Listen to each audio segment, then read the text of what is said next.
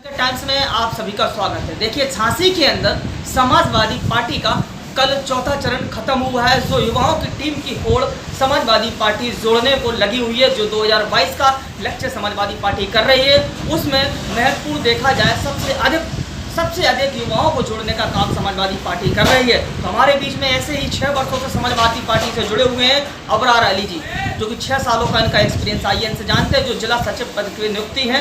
आइए, जिला सचिव के पद पर भी नियुक्त होने के बाद 6 वर्षों में इनका क्या है, इनका उद्देश्य, आखिरकार कौन कौन सी वो विचार है समाजवादी पार्टी में तो समाजवादी पार्टी से जुड़े हुए। तो अगली बार हमारे बीच में बैठे हैं अबरार अली जी, उन्हीं से मुलाकात कराते हैं। तो डायरेक्ट मिलते हैं अबरार अली जी। अबरार जी नमस्कार। देखा जाए जो आप 6 वर्षों से आपका सफर रहा है समाजवादी पार्टी में, क्या विचार हैं समाजवादी पार्टी के जो आप जुड़े हुए हैं? देखिए, मैं 2014 के पहले राष्ट्रीय जनता दल में अध्यक्ष था, लेकिन सांप्रदायिक ताकतों से लड़ने के लिए और समानता का व्यवहार कराने के लिए हमने 2014 में समाजवादी पार्टी को ज्वाइन किया। माननीय डॉक्टर चंद्रपाल सिंह यादव के नेतृत्व में हमने पूरा का पूरा जो है समाजवादी पार्टी के साथ जो है विलय किया। और इसके बाद समाजवादी पार्टी में मैं विगत 6 वर्षों से पूरी लगन और निष्ठा के साथ समाजवाद को आगे बढ़ाने का कार्य कर रहा हूं। उसी कड़ी में हमको अभी पुनः हमारे समाजवादी पार्टी में जो नया विस्तार हुआ है, उसमें माननीय राष्ट्रीय अध्यक्ष अखिलेश यादव जी ने जिला अध्यक्ष के पद पर आदरणीय महेश कश्यप को नियुक्त किया।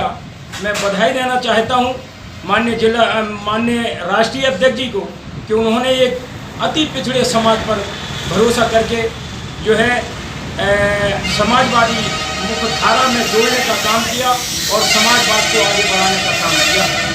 मैं अपनी ओर से मैं कहना चाहता हूं, समाजवादी पार्टी ही एक ऐसी पार्टी है जो देश और प्रदेश के अंदर खुशहाली ला सकती है, क्योंकि हमारे राष्ट्रीय अध्यक्ष अखिलेश यादव जी की जो नीतियां हैं, वो नीतियों को लेकर के प्रदेश में जो विकास का काम पिछली सरकार समाजवादी में हुआ था, वो आज विकास का काम देखने को नहीं मिल रहा है।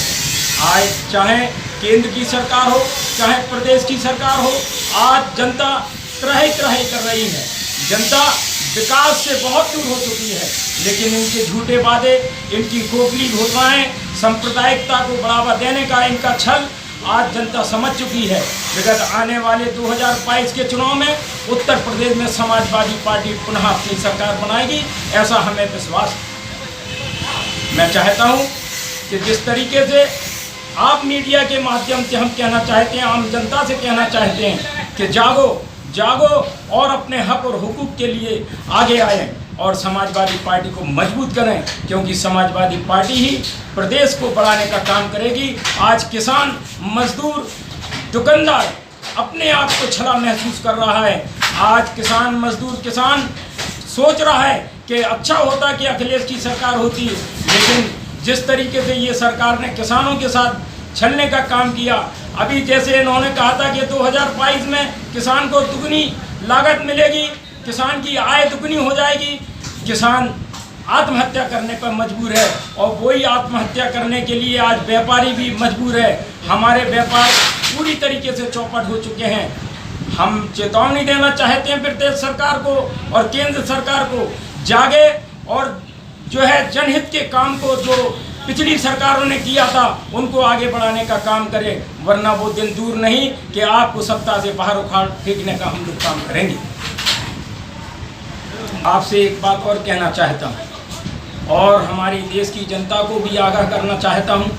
आज देश की स्थिति भयंकर खटाई में चली जा रही है। जीडीपी हमारी गिर चुकी है। हम विदेशी नीतियों में पूरी तरीके से विफल हुए हैं। हमारी सुरक्षाएं, हमारी सीमाएं सुरक्षित नहीं हैं। हम दोगली बात कर के लोगों को गुमराह करने का काम कर रहे हैं। हम चाहते हैं कि सरकार को हमारी सीमाओं की सुरक्षा करना चाहिए। आज चाइना का नाम लेने के लिए माननीय प्रधानमंत्री जी जो है बोलते नहीं हैं। केंद्र में जितने भी मंत्री हैं मूक दर्शन बने पड़े हैं। एक ही व्यक्ति देश के अंदर राज कर रहा है। तानाशाही, हिटलर शाही उसी की बदौलत जो है देश को कमज़ोर करने का काम हो रहा है। हम चाहते हैं कि समाजवादी विचारधारा की सरकार आए, देश के अंदर उन्नति हो, देश खुशहाली की तरफ बढ़े, किसान मजदूर के चेहरे पर रौनक हो। मैं चाहता हूं कि आने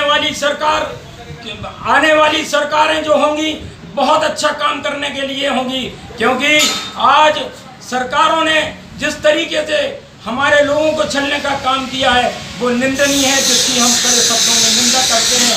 मैं एक बात और कह देना चाहता हूं कि उत्तर प्रदेश के अंदर समाजवादी सरकार की जन की योजनाओं की जो काम चल रहे थे, वर्तमान प्रदेश सरकार ने उन योजनाओं को रोकने का काम किया है।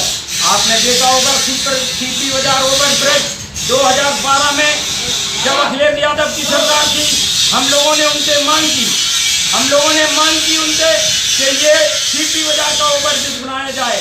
हम लोगों ने मांग जब रखी तो उन्होंने स्वीकार किया। 18 महीने के अंदर सीपी बाजार का ओवर ब्रिज सेतु निगम के द्वारा बना दिया गया। 4 पिलर का काम होना था जो केंद्र सरकार रेलवे के द्वारा होना था, लेकिन आज 2020 हो चुकी है, लेकिन वो पूरा का पूरा वैसा ही पड़ा हुआ है।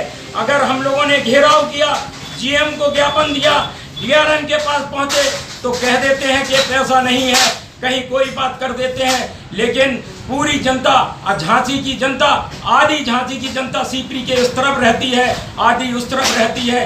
रोज आप जाइए, देखिए किस तरीके से जाम लगा रहता है। सरकारों को और यहाँ के प्रशासन को बिल्कुल भी इसकी चिंता नहीं है। हम चाहते हैं कि शीघ्रता सीपी का ओवरब्रिज बना दिया जाए, अन्यथा हम लोग जन आंदोलन करेंगे और जन आंदोलन की जवाबदारी प्रदेश सरकार की होगी। प्रमन रोध के साथ देवेंद्र कुमार संवाददाता, जयनगढ़ टाइम्स, झांसी।